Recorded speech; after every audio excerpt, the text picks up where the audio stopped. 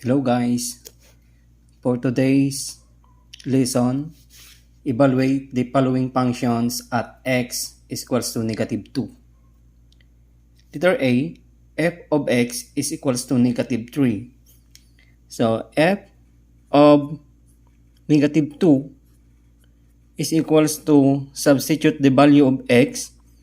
So negative 2 minus 3 equals negative 5.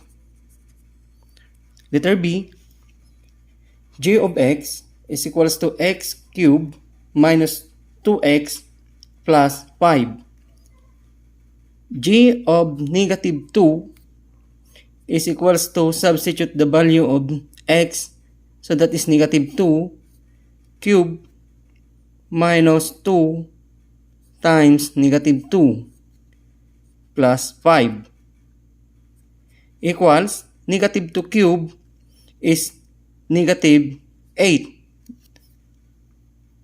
Negative 2 times negative 2 is positive 4 plus 5.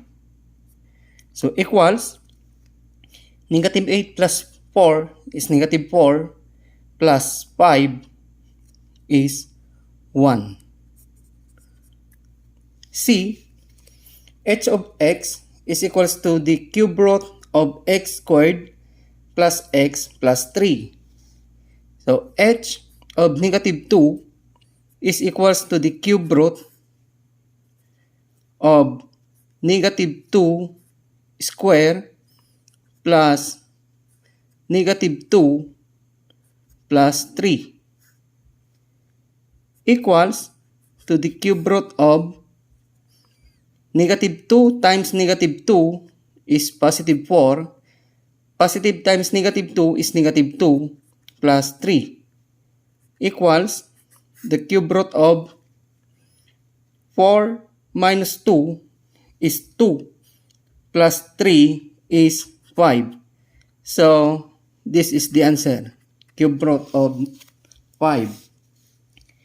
P of x, so p of negative 2 is equals to, substitute the value of x. So we have negative 2 square plus 1, negative 2 minus 4 equals negative 2 times negative 2 is positive 4 plus 1, negative 2 minus 4 is negative 6.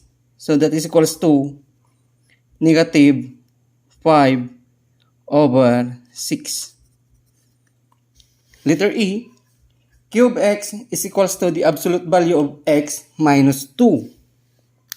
So we have q of negative 2 is equals to the absolute of negative 2 minus 3 equals the absolute value of negative 2 minus 3 is negative 5. So the absolute value of negative 5 is 5.